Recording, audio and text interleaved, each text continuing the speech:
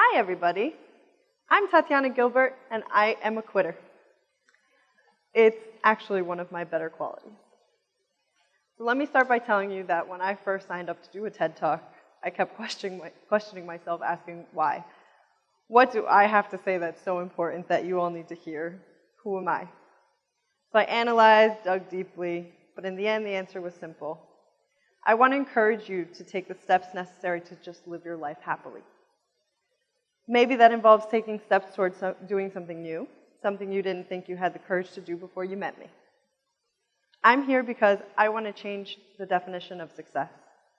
I'm here because I want to make a case for quitting. So all throughout my 8 years of high school and college combined, when I heard stories about successful people, the picture painted for me was people in high-level positions, money, power, big houses, fancy cars, etc. Noticed how admired that was by everybody, my classmates and myself included. Society had ingrained in me, in all of us, that must be what success looks like. So that must be what we all should strive for. So by my senior year of high school, I decided I'm going to be the CFO of Coca-Cola. Hate soda, never drink it, no idea why, but it's a big enough company that I felt if I worked there and I said, I am the CFO of Coca-Cola, I would be considered successful by my peers. With that in mind, I made a checklist of what I'd need to accomplish in order to reach my goal. Take accounting electives in high school, check. Sign up for the fast-track accounting major in college, meaning I had to do my bachelor's and master's both 4.5 years, check. Take and pass all 4 parts of the CPA exam in 6 weeks. I did it the summer after I graduated with my bachelor's, check. And while attaining these degrees and taking the exam, you also have to work at a CPA firm in order to get the experience for the resume. No problem, check. So now that all those boxes were checked, I knew I was doing all the right things and taking all the right steps to be successful in society's view. The next boxes I'd have to check were work in a public accounting firm for a few years, gain enough experience to move up to a Big 4 accounting firm, request to be assigned to audit Coca-Cola, and then impress them so much as an auditor that they'd hire me as their CFO. Easy peasy. So with that in mind, when I was offered an internship at a public accounting firm during my freshman year of college, I was pumped. I was even getting the exposure to the work environment before my college career had really even started. During my junior year of college, the firm started assigning entry-level audit work to me, and as soon as I graduated from college with my bachelor's degree, they offered me an entry-level position, and so I began checking off those remaining boxes as my official career in public accounting began. All was going well and according to plan until 2013. 2013 was a life-changing year for me. In April of that year, my mother, who's my absolute best friend, was diagnosed with Guillain-Barré syndrome. She was in and out of doctors and hospitals. She could barely walk at one point without falling over. At another point, half of her face was paralyzed. It was awful. A month later, my grandmother, to whom I'm very close, had a knee replacement, and because my mom was ill herself, she couldn't care for her mom. So I did my best to be there for them as much as I could. Now, when we say something like, as much as I could, what does that really mean? In my case, it meant as much as my job would allow, because work was my priority. For 5 years, I worked as an auditor. For 5 years, my job came first. A job that didn't even really fulfill me. With no disrespect to those still in the profession, I have a lot of friends still there. Preparing tax returns, auditing clients, all my hard work just to give them a pass-fail on an opinion letter didn't make me feel like I was leaving my footprint in the world. So why was I sacrificing so much?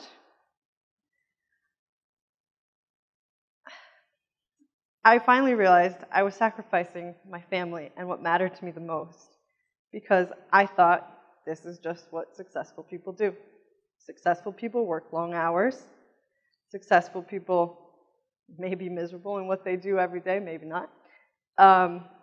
How else would I achieve the money, the power, the big house, the fancy car, so that I would be perceived as successful by society? If I wanted to be successful, I'd just have to power through my misery. Day after day, dreading the moment I'd open those office doors, already hating the pile of work that was sitting on my desk waiting for me. Can you imagine how hard it is to start your day with that kind of negativity and that attitude towards your work, feeling like there's not even a point for you to be at work? If you can answer yes to this question, and you're picturing yourself as I described my life in 2013, I'm really talking to you. It was like I woke up one day in July and realized I need to make a change. I had to start by changing my own definition of success. So, with no new job lined up, I quit public accounting for good and never looked back. I knew I couldn't live like this anymore. So I started updating my resume, gearing up to leave, and I thought long and hard what to write for my objective. How would I align this objective with my new definition of success? After much thought, I thought the sentence that best summarizes it is to work in an organization that benefits society as a whole. Because I realized that's what would fulfill me. That's what would make me the happiest. That is what would justify going to work every day and being excited about it. And I couldn't wait to find the place to do it. On August 2nd, 2013, I got my first job offer from a school district. It was certainly a pay cut, but I couldn't have been more thrilled to accept the position and start my work. At this school district, I was assigned to work primarily with grants. Grants. How exciting.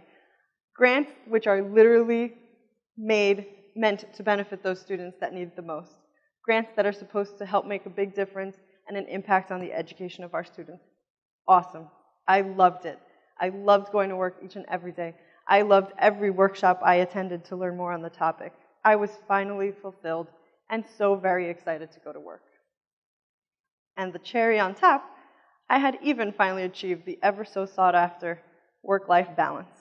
And I couldn't be more proud to do what I did and live the life I was living. Now, I'm not a teacher, so I knew I wouldn't have a direct impact like the teachers can on their students. But when I, along with my staff, my business administrator, my superintendent, district leaders, am able to navigate the budget, track our financial statements, limit or eliminate errors in record and bookkeeping, maintain a healthy cash flow, brainstorm purchasing methods, etc., so that we can help run the district smoothly and efficiently and be able to say, yes, we can buy that when a teacher comes up with a great idea of a way to help their students. That is why I'm here. I want 4,179 students' education to be greater because I once made the decision to quit. My current title is Assistant Business Administrator. I'm sure when my mom or dad tell their friends that I'm an assistant anything, they look at them and say, oh, that's nice. I can almost guarantee you that no one is thinking or saying, wow, she sounds so successful. Good for you, because that's not society's view of success. We're taught early on that having the high-powered, lucrative job with all the nice things to show for it, well, that's the only way we can be sure someone's successful, right? My aim today is to change this perception of success.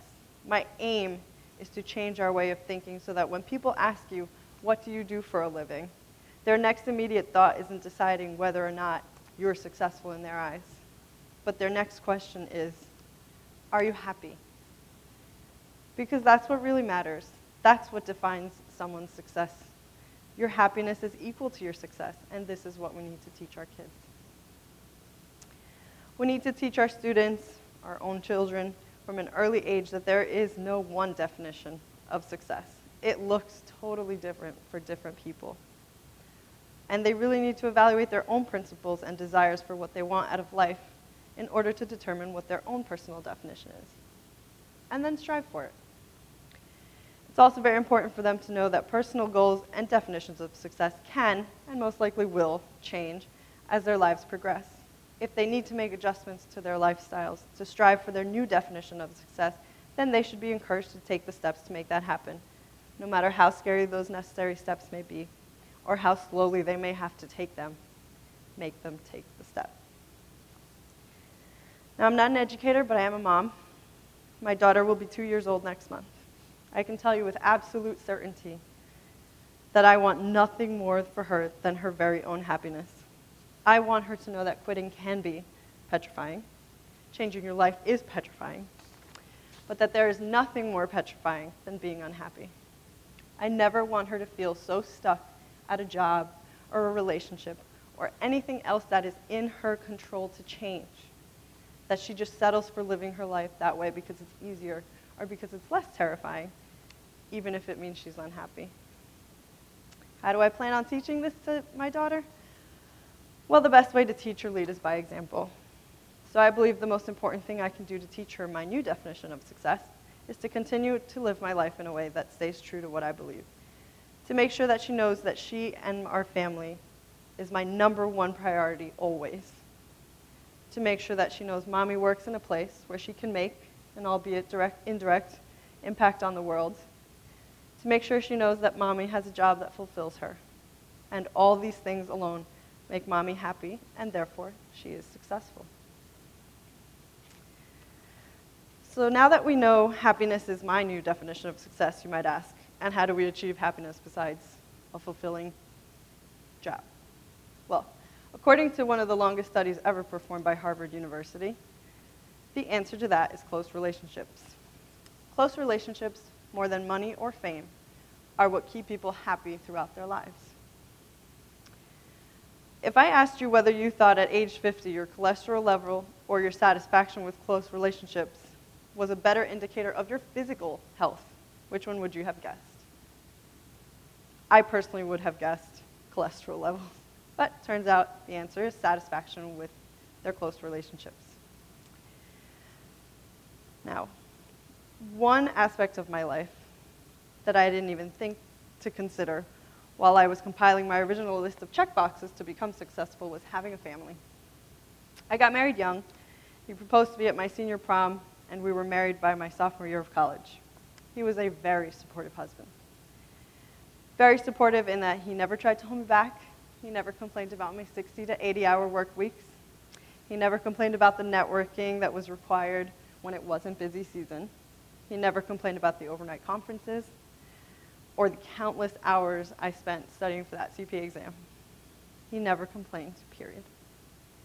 And, spoiler alert, we still did not make it. Because how can a couple make it when they have no time for each other? How can a couple make it when there's no effort left to give at the end of every exhausting day?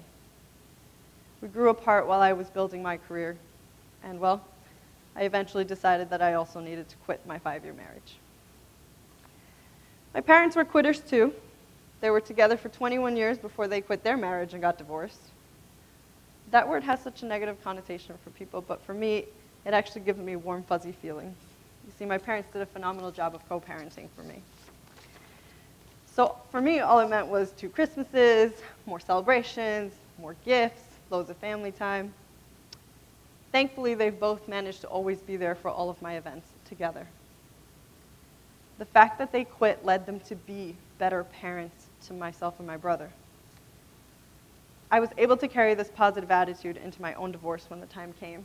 My friends always say that I had the most amicable divorce they'd ever heard of. My ex-husband and I remain friends. I can honestly say when he sends me an email with a new life update, like the one where he'd had a beautiful baby girl, or the one where he tells me he got a new amazing job that he loves, it makes my heart smile. It validates our decision so that I don't ever regret quitting our marriage.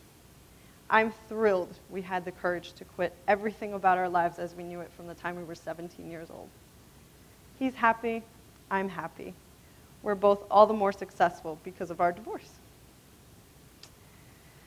A few months after I separated from my ex-husband, also in 2013, I gathered up the courage to tell a then friend that I actually had very strong feelings for him and wanted to begin dating him. To make a very long story short, he mentioned being petrified a few times, but eventually he agreed to give us a shot.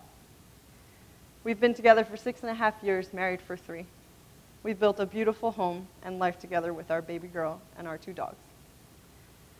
Getting up the courage to divorce my husband and change my entire life as I'd known it was so worth it. I'm not standing up here telling you it was easy. It was not. There were many days of frustration. There were many tears, many, many days of self-doubt. But in the end, my checklist for success had changed, and I had to do whatever I had to do in order to check off those new boxes. There are now only two, and one is the fulfilling career that brings you joy, check, and a beautiful, happy family of your own with the love of your life, check.